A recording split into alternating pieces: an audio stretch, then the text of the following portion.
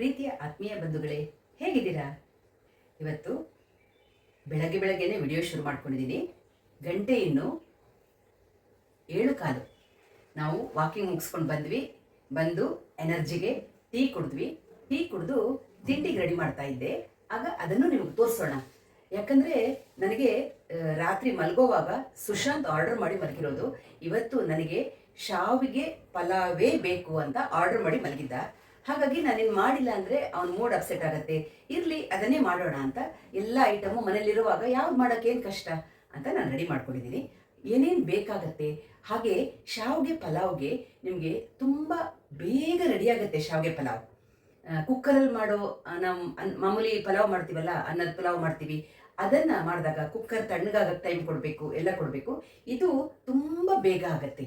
ನಿಮಗೆ ನಾನು ಯಾವ ರೀತಿ ಮಾಡ್ತೀನಿ ಅಂತ ತೋರಿಸ್ತಾ ಇದ್ದೀನಿ. ಇದನ್ನು 2-3 ರೀತಿಯಲ್ಲಿ ಮಾಡ್ಬೋದು. ನಾನು ಮಾಡೋ ರೀತಿಯನ್ನು ನಿಮಗೆ ತೋರಿಸ್ತಿರೋದು. ಈ ಥರ ಮಾಡಿದಾಗ ನಿಮಗೆ ಸೆಕೆಗಾಲದಲ್ಲೂ ಬೆಳಗ್ಗೆ ಮಾಡಿದ್ರೆ ರಾತ್ರಿ ತನಕ ಏನು ಕೆಡಲ್ಲ. ಬೇರೆ ನೀವು ಶಾವಿಗೆಯನ್ನು ನೀರಲ್ಲಿ ಬೇಯಿಸಿ ಸೋಸಿ ಆಮೇಲೆ ಹಾಕ್ತೀವಿ, ಅದೆಲ್ಲ ಮಾಡಿದಾಗ ಸ್ವಲ್ಪ ಬೇಗ ಕೆಡುತ್ತೆ. ಇದಾದರೆ ನಿಮಗೆ ಎಷ್ಟು ಹೊತ್ತಿಟ್ರೂ ಏನೂ ಆಗಲ್ಲ. ಅದಕ್ಕೆ ನಾನು ಸಾಮಾನ್ಯ ಶಾವಿಗೆ ಉಪ್ಪಿಟ್ಟಾಗಿರ್ಬೋದು ಎಲ್ಲವನ್ನು ಈ ರೀತಿಯಲ್ಲೇ ಮಾಡೋದು.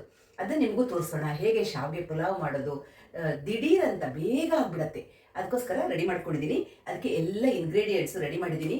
ಸುಶಾಂತ್ ಇನ್ನೂ ಎದ್ದಿಲ್ಲ. ಅವನು ಹೇಳೋದ್ರಲ್ಲಿ ನಾವು ತಿಂಡಿ ಮಾಡಿ ಮುಗಿಸ್ಕೊಂಡ್ರೆ ಅವನಿಗೂ ತಿನ್ನಕ್ಕೆ ರೆಡಿ ಆಗಿರುತ್ತೆ. ಹಾಗಾಗಿ ನಾನು ನಿಮ್ಗೆ ತೋರಿಸ್ತಾ ಇದ್ದೀನಿ. ನಾನು ಹೇಗಿದ್ದೀನಿ ಬೆಳಗ್ಗೆ ಎದ್ದಾಗ ಅದೇ ರೂಪದಲ್ಲೇ ಬಂದು ನಿಮ್ಮ ಮುಂದೆ ನಿಂತಿದ್ದೀನಿ.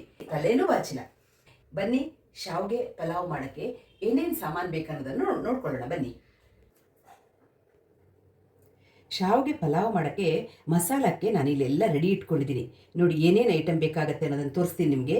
ಮೊದಲಿಗೆ ಸ್ವಲ್ಪ ಕೊತ್ತಂಬರಿ ಸೊಪ್ಪು, ಸ್ವಲ್ಪ ಪುದೀನ ಸೊಪ್ಪು, ಹಾಗೆ ತೆಂಗಿನಕಾಯಿ ತುರಿ, ಒಂದು ಅರ್ಧ ಚಮಚ ಕೊತ್ತಂಬರಿ ಬೀಜ, ಒಂದು 7-8 ಎಸಳು ಬೆಳ್ಳುಳ್ಳಿ, ಸ್ವಲ್ಪ ಶುಂಠಿ, ಹಾಗೆ ಸಣ್ಣ ಪೀಸು ಚಕ್ಕೆ, ಸೋಂಪು ಒಂದು 1/4 ಚಮಚ, ಚಿಕ್ಕ ಚಮಚದಲ್ಲಿ 1/4ರಿಂದ ಅರ್ಧ ಚಮಚ ಸೋಂಪು, 1/4 ಚಮಚ ಜೀರಿಗೆ, ಹಾಗೆ ಒಂದು 5ರಿಂದ 6 ಲವಂಗ, 2 ಏಲಕ್ಕಿ, 2 ಹಸಿಮೆಣಸಿನ್ಕಾಯಿ ತೊಗೊಂಡಿದ್ದೀನಿ. ನಂಗೆ ತುಂಬ ಖಾರ ಬೇಡ ಅಂತ 2 ಹಸಿಮೆಣಸಿನ್ಕಾಯಿ ತೊಗೊಂಡಿದ್ದೀನಿ. ನೀವು ನಿಮಗೆ ಎಷ್ಟು ಬೇಕು ಖಾರ ನೋಡಿಕೊಂಡು ಖಾರವನ್ನು ಹೆಚ್ಚು ಕಡಿಮೆ ಮಾಡ್ಕೋಬೋದು. ಅದ್ರ ಜೊತೆ ನಾನು ನಮ್ಗೆ ಎಷ್ಟು ಬೇಕಾಗತ್ತೆ ಅಷ್ಟು ಬ್ಯಾಂಬಿನೋ ಶಾವಿಗೆ ತೊಗೊಂಡಿದ್ದೀನಿ. ನಾನು ಸಾಮಾನ್ಯವಾಗಿ ಉಪಯೋಗಿಸೋದು ಬ್ಯಾಂಬಿನೋ ಶಾವಿಗೆ. ಇದು ಗೋಧಿ ಶಾವಿಗೆ, ಹಾಗಾಗಿ ಆದಷ್ಟು ಇದನ್ನೇ ನಾನು ಉಪಯೋಗಿಸೋದು. ನಮಗೆ ಎಷ್ಟು ಬೇಕೋ ಅಷ್ಟು ತೊಗೊಂಡಿದ್ದೀನಿ. ನೀವು ನಿಮ್ಮ ಮನೇಲಿ ಎಷ್ಟು ಜನ ಇದ್ದಾರೆ ಅದಕ್ಕೆ ಸರಿಯಾಗಿ ಮಾಡ್ಕೊಳ್ಳಿ. ಹಾಗೆ ಸ್ವಲ್ಪ ತರಕಾರಿಗಳನ್ನು ತೊಗೊಂಡಿದ್ದೀನಿ. ಬೀನ್ಸು, ಆಲೂಗಡ್ಡೆ, ಕ್ಯಾರೆಟು, ಈರುಳ್ಳಿ ಹಾಗೂ ಬಟಾಣಿ ಇಷ್ಟು ತಗೊಂಡಿದ್ದೀನಿ. ಅದರ ಜೊತೆ ಒಂದು ಅರ್ಧ ಲಿಂಬೆಹಣ್ಣು ತಗೊಂಡಿದ್ದೀನಿ. ಹಾಗೆ ರುಚಿಗೆ ತಕ್ಕಷ್ಟು ಉಪ್ಪು ಬೇಕೇ ಬೇಕು. ಮಾಡೋಕ್ಕೆ ಒಂದು ಸ್ವಲ್ಪ ಎಣ್ಣೆನೋ ತುಪ್ಪನೋ ಬೇಕೇ ಬೇಕು. ಮೊದಲು ಮಸಾಲೆಗೆ ರುಬ್ಕೊಳ್ಳೋಣ. ಒಂದು ಮಿಕ್ಸಿ ಜಾರ್ ತಗೊಂಡಿದ್ದೀನಿ. ಅದಕ್ಕೆ ಮೊದಲು ಕೊತ್ತಂಬರಿ ಸೊಪ್ಪು, ನಾವೇನೇನು ಮಸಾಲ ತೊಗೊಂಡಿದ್ದೀವಿ ಎಲ್ಲನೂ ಹಾಕ್ಕೋತಾ ಇದ್ದೀನಿ. ಕೊತ್ತಂಬರಿ ಸೊಪ್ಪು, ಪುದೀನ ಸೊಪ್ಪು, ಹಾಗೆ ಹಸಿಮೆಣಸಿನ್ಕಾಯಿ, ಆಮೇಲೆ ನಾವು ತೊಗೊಂಡಿರೋ ಎಲ್ಲ ಮಸಾಲೆಗಳನ್ನು ಹಾಕ್ಕೊಳ್ತಿದ್ದೀನಿ ನಾನು.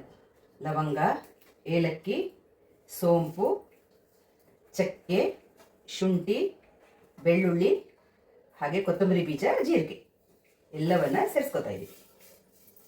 ಜೊತೆಯಲ್ಲಿ ಕಾಯಿ ತುರಿಯನ್ನು ಹಾಕ್ಕೊಂಡು ಒಂದು ಸ್ವಲ್ಪ ಕಾಯಿ ತುರಿ ಹಾಕಿಲ್ಲ ಅಂದರೂ ನಡೆಯುತ್ತೆ. ಕಾಯಿ ತುರಿ ಅಂದರೆ ನಾನು ಒಂದು ಸ್ವಲ್ಪ ಕಾಯಿ ತುರಿ ಹಾಕ್ತೀನಿ. ಹಾಕಿಲ್ಲ ಅಂದರೂ ಏನೂ ಆಗಲ್ಲ. ಯಾಕಂದರೆ ಇಷ್ಟು ಐಟಮ್ ಇದ್ದಾಗ ನಿಮ್ಗೆ ಅದು ತರಿಯಾಗಿ ರುಬ್ಕೋಬೋದು. ಕಾಯಿ ತುರಿನೂ ಹಾಕ್ಕೊಂಡು ನಾನೀಗ ಈ ಮಸಾಲ ರುಬ್ಕೊಂಡು ಈ ತರಕಾರಿಗಳನ್ನೆಲ್ಲ ಕಟ್ ಮಾಡಿಕೊಂಡು ನಿಮಗೆ ಸಿಗ್ತೀನಿ. ನಾನು ತರಕಾರಿಗಳನ್ನೆಲ್ಲ ಸಣ್ಣಗೆ ಕಟ್ ಮಾಡ್ಕೊಂಡಿದ್ದೀನಿ. ಹಾಗೆ ಮಸಾಲಾನು ರುಬ್ಕೊಂಡು ರೆಡಿ ಮಾಡ್ಕೊಂಡಿದ್ದೀನಿ. ನೋಡಿ, ಮಸಾಲಾನು ರೆಡಿಯಾಗಿದೆ ರುಬ್ಬಿ. ಈಗ ನಾವು ಶಾವಿಗೆಯನ್ನು ಶುರು ಮಾಡೋಣ.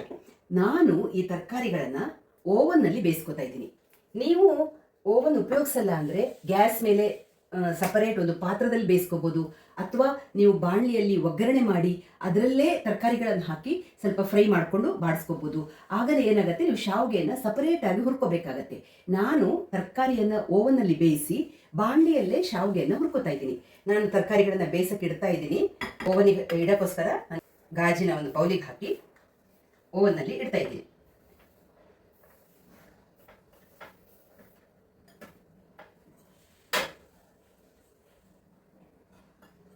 ಎಲ್ಲವನ್ನು ಹಾಕಿದ್ದೀನಿ ತರಕಾರಿ.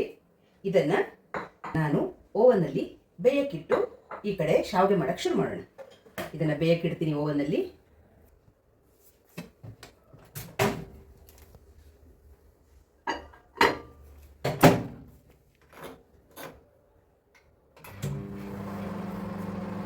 ಮೊದಲಿಗೆ ಗ್ಯಾಸ್ ಹಚ್ಕೋತೀನಿ, ಒಂದು ಬಾಣಲೆ ಇಟ್ಕೊಂಡು. ಹಾಗೆ ಅದಕ್ಕೆ ನಾನು ಕೊಬ್ಬರಿ ಎಣ್ಣೆ ಮತ್ತು ಸ್ವಲ್ಪ ತುಪ್ಪ ಸೇರಿಸ್ಕೋತೀನಿ.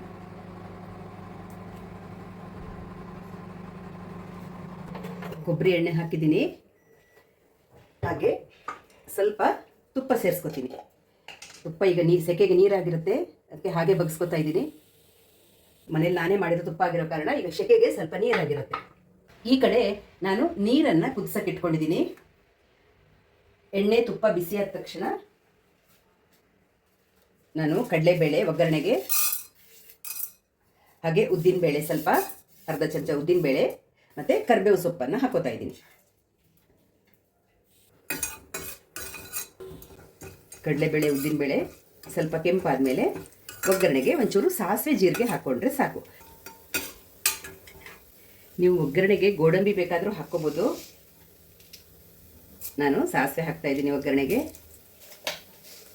ಹಾಗೆ ಒಂಚೂರು ಜೀರಿಗೆ ಹಾಕ್ತಾ ಇದ್ದೀನಿ.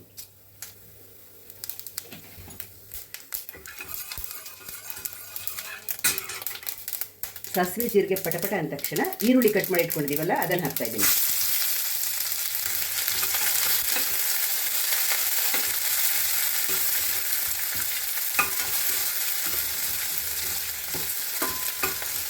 ಈರುಳ್ಳಿ ಸ್ವಲ್ಪ ಫ್ರೈ ಆದ ತಕ್ಷಣ, ಸ್ವಲ್ಪ ಬಾಡಿದ ತಕ್ಷಣ ನಾವು ಶಾವಿಗೆ ಇಟ್ಕೊಂಡಿದ್ದೀವಲ್ಲ, ನಿಮಗೆ ಎಷ್ಟು ಶಾವಿಗೆ ಬೇಕು, ಎಷ್ಟು ಜನರಿಗೆ ಬೇಕು ಅಷ್ಟು. ನಮಗೆ 3 ಜನರಿಗೆ ಮಾಡ್ಕೊತಾ ಇದ್ದೀನಿ. ನಾನು ಶಾವಿಗೆ ಹಾಕ್ಕೋತಾ ಇದ್ದೀನಿ. ಇದನ್ನು ಚೆನ್ನಾಗಿ ಹುರ್ಕೋಬೇಕು. ಹೀಗೆ ತುಪ್ಪ ಇದ್ದೇ ಇರುತ್ತಲ್ಲ, ತುಪ್ಪ ಎಣ್ಣೆ ಇರುತ್ತೆ, ಅದರ ಜೊತೆ ನೀಟಾಗಿ 5 ರಿಂದ 6 ನಿಮಿಷ ಚೆನ್ನಾಗಿ ಹುರ್ಕೋಬೇಕು.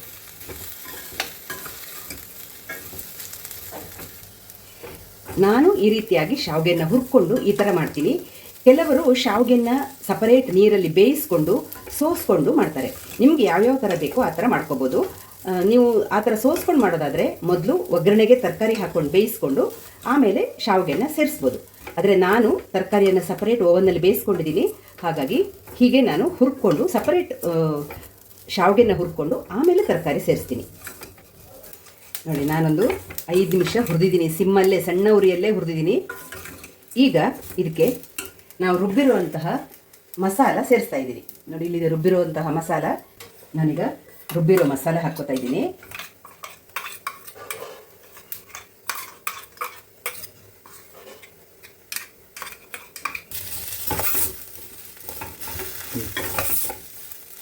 ಮಸಾಲ ಹಾಕಿದ್ದೀನಿ. ಮಸಾಲ ಹಾಕಿ 1 ನಿಮಿಷ ಅದನ್ನು ಸುಮ್ಮನೆ ಹೀಗೆ ಹುರ್ಕೊಂಡು, ಈಗ ನಾನು ಇಲ್ಲಿ ಕಾಯಕ್ಕೆ ನೀರಿಟ್ಟಿದ್ದೀನಲ್ಲ, ಈ ನೀರನ್ನು ಹಾಕ್ತಾ ಇದ್ದೀನಿ.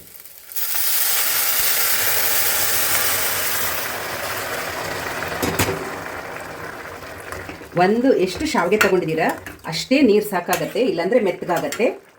ಎಷ್ಟು ಲೋಟ ಶಾವಿಗೆ ತೊಗೊಂಡಿರ್ತೀವಿ, ಯಾವ ಅಳತೆಯಲ್ಲಿ ತೊಗೊಂಡಿರ್ತೀರಾ ಸಮ ಪ್ರಮಾಣದ ನೀರು ಸಾಕಾಗತ್ತೆ. ಈಗ ನಾನು ಇದಕ್ಕೆ ರುಚಿಗೆ ತಕ್ಕಷ್ಟು ಉಪ್ಪೆಲ್ಲ ಹಾಕ್ತೀನಿ. ಆಮೇಲೆ ಈ ಮಿಕ್ಸಿ ಜಾರಿಗೆ ಒಂಚೂರು ನೀರು ಸೇರಿಸಿ ಹಾಕ್ತಾ ಇದ್ದೀನಿ.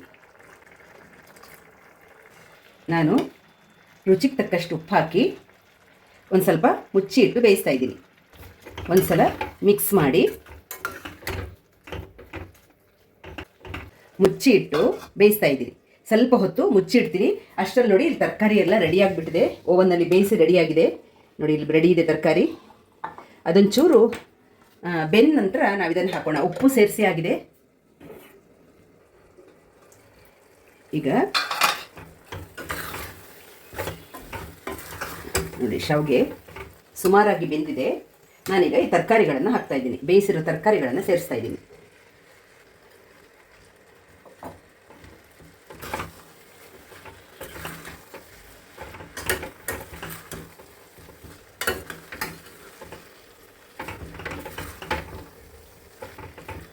ನೋಡಿ, ಬೇಯಿಸಿರೋ ತರಕಾರಿ ಸೇರಿಸಿದ ಮೇಲೆ ನಿಮಗೆ ಇನ್ನೊಂಚೂರು ನೀರು ಬೇಕು ಅನಿಸಿದ್ರೆ ನೀವು ಒಂದು ಸ್ವಲ್ಪ ನೀರು ಸೇರಿಸ್ಕೋಬೋದು. ನಾನು ಒಂಚೂರು ನೀರು ಸೇರಿಸ್ಕೊಂಡು, ಎಷ್ಟು ಒಂದು 4 ಚಮಚ ನೀರು ಸೇರಿಸ್ಕೊಂಡು ಸಿಮ್ಮಲ್ಲಿ 2 ನಿಮಿಷ ಮುಚ್ಚಿಡ್ತೀನಿ. ಮಿಕ್ಸ್ ಮಾಡಿ ಒಂದು 2 ನಿಮಿಷ ಮುಚ್ಚಿ ಇಡ್ತೀನಿ. ಆಮೇಲೆ ಕೊನೆಯಲ್ಲಿ ಅದಕ್ಕೆ ಲಿಂಬೆ ರಸ ಹಿಂಡ್ಕೊಂಡ್ರೆ ಆಗೋಯ್ತು.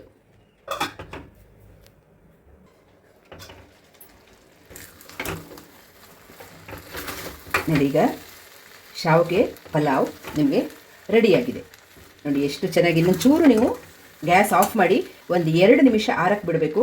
ಆಗ ಉದುರುದ್ರಾಗಿ ಬಿಡಿ ಬಿಡಿಯಾಗಿ ಬರುತ್ತೆ ನಿಮಗೆ. ನಾನು ಗ್ಯಾಸ್ ಆಫ್ ಮಾಡ್ತಾ ಇದ್ದೀನಿ. ಆಫ್ ಮಾಡಿ ಈಗ ಲಿಂಬೆ ರಸ ಸ್ವಲ್ಪ ಹಿಂಡ್ತಾ ಇದ್ದೀನಿ.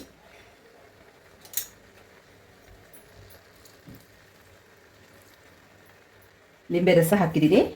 ಒಂದು ಸಲ ಮಿಕ್ಸ್ ಮಾಡಿ ಇದನ್ನು ಒಂದು 2 ನಿಮಿಷ ನೀವು ಮುಚ್ಚಿಟ್ಬಿಡಿ, ತೆಗಿಬೇಡಿ. 2 ನಿಮಿಷ ಮುಚ್ಚಿ ಇಟ್ಟು ಆಮೇಲೆ ಸರ್ವ್ ಮಾಡಿದರೆ ನಿಮಗೆ ಉದುರುದ್ರಾಗಿರುವಂತಹ ಶಾವಿಗೆ ಪಲಾವ್ ದಿಢೀರ್ ಅಂತ ರೆಡಿ ಆಗುತ್ತೆ. ನೋಡಿ, ನಾನೊಂದು 2 ನಿಮಿಷ ಮುಚ್ಚಿ ಇಟ್ಟು ನಿಮಗೆ ಆಮೇಲೆ ಸರ್ವ್ ಮಾಡುವಾಗ ತೋರಿಸ್ತೀನಿ. ನೋಡಿ ಆದ್ಮೇಲೆ ಶಾವಿಗೆ ಪಲಾವ್ ಒಂದು 3-4 ನಿಮಿಷ ನಾನು ಆರಕ್ಕೆ ಬಿಟ್ಟಿದ್ದೀನಿ. ನೋಡಿ ಈಗ ಎಷ್ಟು ಚೆನ್ನಾಗಾಗಿದೆ.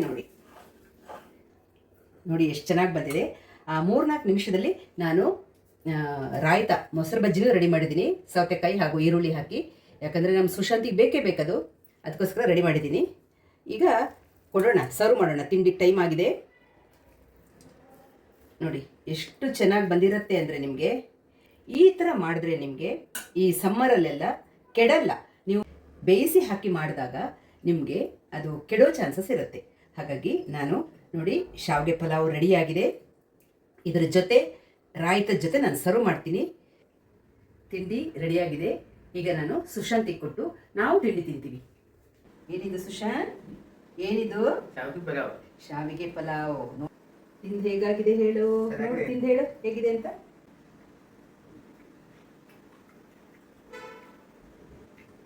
ಹೇಗಿದೆ ಕಂದ? ಚೆನ್ನಾಗಿದೆಯಾ? ಅಮ್ಮನ ತಗೊಂಬರ್ತೀನಿ ತಿಂಡಿ. ನೋಡಿ ಆದ್ಮೇಲೆ ಶಾವಿಗೆ ಪಲಾವ್ ತುಂಬ ಉದುರಾಗಿ ಚೆನ್ನಾಗಿ ಬಂದಿದೆ. ರಾಯ್ತ ರೆಡಿ ಮಾಡಿದ್ದೀನಿ. ಯಾಕಂದರೆ ನಮ್ಮ ಸುಶಾಂತ್ ನೋಡಿ ರಾಯ್ತ ಇದ್ದು ತಿನ್ನೋದೇ ಇಲ್ಲ ಅಂತಾನೆ, ಅದಕ್ಕೆ ರಾಯ್ತ ರೆಡಿ ಮಾಡಿದ್ದೀನಿ. ಶಾವಿಗೆ ಪಲಾವ್ ರೆಡಿಯಾಗಿದೆ. ಬೇಗ ಮಾಡ್ಕೊಳ್ಳುವಂತಹ ತುಂಬ ಸುಲಭವಾದ ತಿಂಡಿ ಇದು ಶಾವಿಗೆ. ಹಾಗಾಗಿ ನೀವು ಮಾಡ್ಕೊಳ್ಳಿ. ಆ ಕುಕ್ಕರ್ ಓಪನ್ ಮಾಡಬೇಕು, ಕುಕ್ಕರ್ ತಣ್ಣಗಾಗಬೇಕು, ಇಲ್ಲಾಂದರೆ ಕುಕ್ಕರ್ ಓಪನ್ ಮಾಡೋಕ್ಕೆ ಬರಲ್ಲ. ಈ ಯಾವ ಜಂಜಾಟಗಳು ಇರಲ್ಲ, ಚಕ ಅಂತ ರೆಡಿಯಾಗಿಬಿಡುತ್ತೆ. ನೀವು ಮಾಡ್ಕೊಳ್ಳಿ ಅಂತ ಹೇಳ್ತಾ ಸಿಗೋಣ ಮುಂದಿನ ವಿಡಿಯೋದಲ್ಲಿ.